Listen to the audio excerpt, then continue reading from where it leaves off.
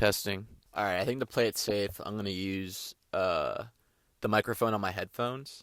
I don't know how this lighting's looking right now. I'm in my car. I was gonna go to a cafe to get some work done. Yeah, I don't know. I just got bored, so I'm going to. What am I going to do? Bear with me on the audio because I ordered a microphone. It's coming on Monday. I was rewatching my videos, and a lot of the audio just came out so shitty, including one that I recorded today. And I'm not sure if I want to like re-record that. I felt like it was like pretty authentic, and I just feel like I can't really re-record it. And like the content that was discussed was good, so I feel like you can't really like replicate that. And the audio is not like horrid. It's not good, I guess, but it's still like you can hear it. So I want to start blending in some more cultural topics into my videos. So maybe not necessarily always like a deep topic. It'll probably still be me blabbing on and somehow tying something into it. But I also want to talk about like, I don't know, the music I'm into, the sports I'm watching, or like movies and things like that. So I think that's what we're gonna do today. Last weekend was wild card weekend. Um, in the NFL, if you watch, and I guess we'll just give a little recap. So who won? So my Steelers lost, unfortunately. We saw Aaron Rodgers went out in like a horrid fashion. Um, that was pretty shitty to see. He like threw a pick six to end the game, pretty much. I think that was like his last pass attempt, and I mean they got blown out, man. I think it would have been better if Tyler Loop had made that kick in Week 18 and just ended the season there, because he at least had a good performance. But I mean, it is what it is. Mike Tomlin stepped down. Kind of sad, but it was also kind of just time for some change. It was sad. I don't want to say kind of sad, because that was pretty much he was the coach of that team for pretty much damn near my entire childhood and up until now for the last like 20 years. I think 19 to be specific. It's crazy to see the Tomlin and Harbaugh era ended in Baltimore and Pittsburgh in the same season. I don't want to spend too much time talking about that though. Let's move on. So Bears had a crazy comeback win against the Packers. What else? I'm blank. Oh, Patriots won. Bills won. It was a crazy weekend. I feel like all the games were pretty close except for the Steelers game, because it was close until the fourth quarter. It was winnable. I mean, it was boring for if you're not a Steelers or Texans fan. It was like 7-6 the whole game, and then in the fourth quarter, that Texans defense just went full blown just attack mode. Scored two touchdowns. I think they dropped like 24 points in the fourth and just annihilated us. And that's something I want to get to too. The fact that I just said us is fucking crazy to me. I want to talk about fandom a little bit and how it can be good and also toxic. Before we get into the fandom, I want to talk about, I guess, maybe some predictions for this upcoming weekend. So there's 4 games left, or 4 games this weekend, before we get into the championship games. I think the Patriots are going to beat the Texans. Kind of hope they do, just because I want to see a Bills-Patriots AFC Championship game. I think that'll be crazy. Divisional rival. What else do I want to see? I don't know. I guess at this point, like Rams-Bears, that should be a fun game. I think it'd be cool if it was a Rams-Niners NFC Championship game and then a Bills-Patriots AFC Championship game. But either way, I'm just going to try to enjoy it all and see how this season pans out. I think at this point, it'd be cool to see the Bills win it all. Rams and Bears, that's a tough one, man. I'm going to have to go with the Rams just because they were in my Super Bowl prediction earlier this season, so I don't want to go back on that now. But yeah. It's interesting to see how this 2024 draft class is like panned out, especially that'd be another cool Super Bowl, Drake May versus Caleb Williams. I guess like the debate is Caleb Williams and Jaden, but I don't know. It's hard because Jaden Daniels, as a rookie, took the Commanders to an NFC Championship game. And it seems like Ben Johnson's kind of activated Caleb Williams a bit this year. He's kind of fixed the Bears. I mean, they're a couple games away from the Super Bowl. And it's hard to compare because all of them are in different situations. But I think, and it's so early to call it now, but I could totally see this 2024 draft class being a pretty legendary one.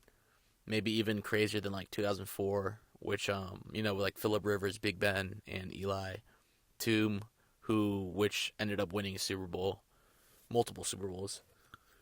Um, and now I think that's gonna probably be the same case or similar with Drake May, Caleb Williams, and Jaden Daniels. Jaden had a rough season. I mean, he had injuries, and that Commanders roster is just horrible. I think if they fix that a little bit and help him out, they'll be right back in contention next year or maybe in a couple years. But I don't think he's the issue at all. I think they found their long-term quarterback. The one thing is I'd say that Caleb seems like he can withstand more hits than Jaden can. I don't know. Jaden's more athletic, but Jaden's also kind of like thinner per se. I don't want to like say he's like skinny, but like I just feel like Caleb's got a little bit more mass to him, and he can probably take bigger hits. It seems like as of so far, he seems like he's been able to stay healthier. It'll be interesting to see how it all pans out in the future.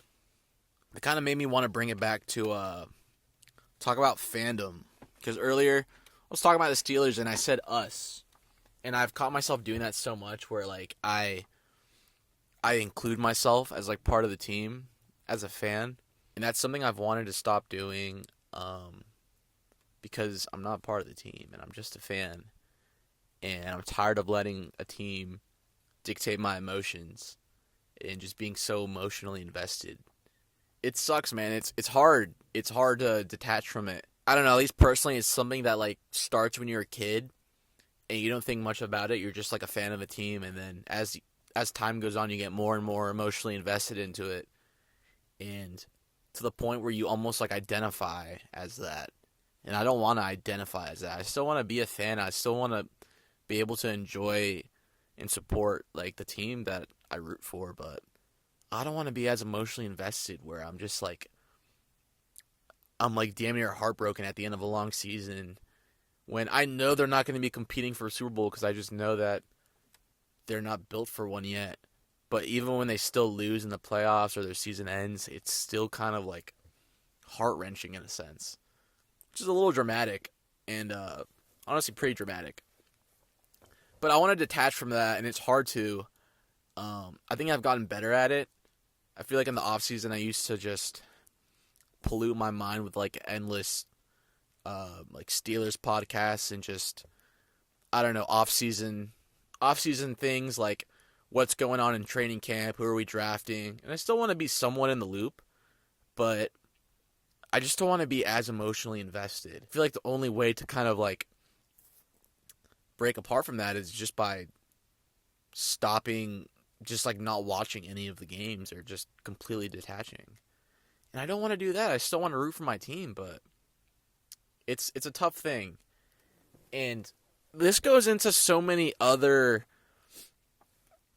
industries aside from just sports, like fandom when it comes to like celebrities or like rappers or artists. Kind of see it with like Taylor Swift, how strong her fan base is. I mean, it's crazy to see, and a lot of that happens in sports too. I remember like so many arguments and fights I had to get into with my friends back in the day over just like pointless arguments about sports teams and like trying to defend my team when someone would talk bad about them.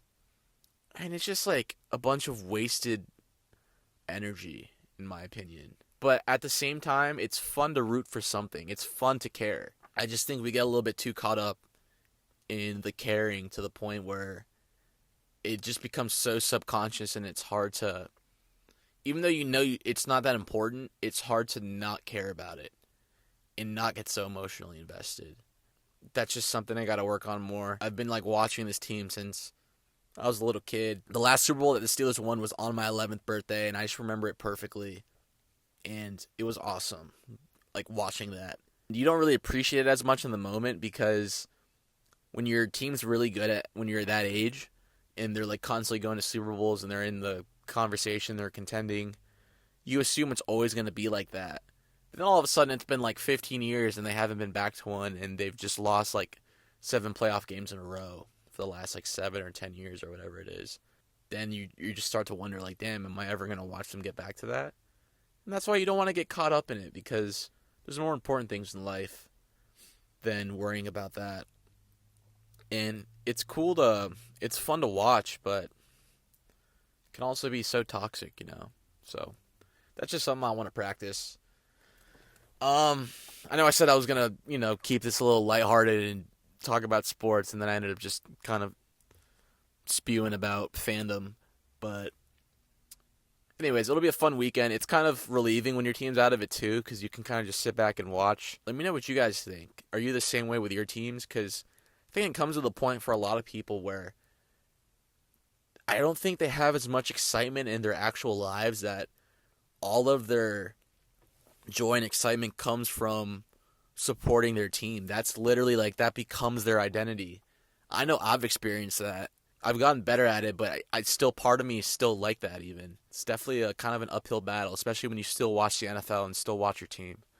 I feel like part of me will always be like emotionally invested, but maybe as I get older, I won't care as much. My dad isn't nearly as emotionally invested as I am, so maybe I gotta take a page out of his book. I wonder what you guys think. Anyways, I'm gonna go hit this cafe, get some work done, probably do some editing.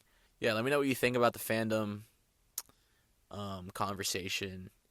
And it doesn't have to be related to sports. Like, or do you feel that way about like a certain singer or artist, or I don't know? It could be anything really. But I feel like that's like another thing in life where there's like no balance with it. Maybe there is, and I'm failing to keep that balance. But we'll see. Hope you guys have a nice weekend and enjoy. If you're watching football, enjoy the divisional playoff games.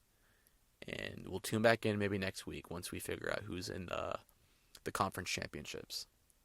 Peace.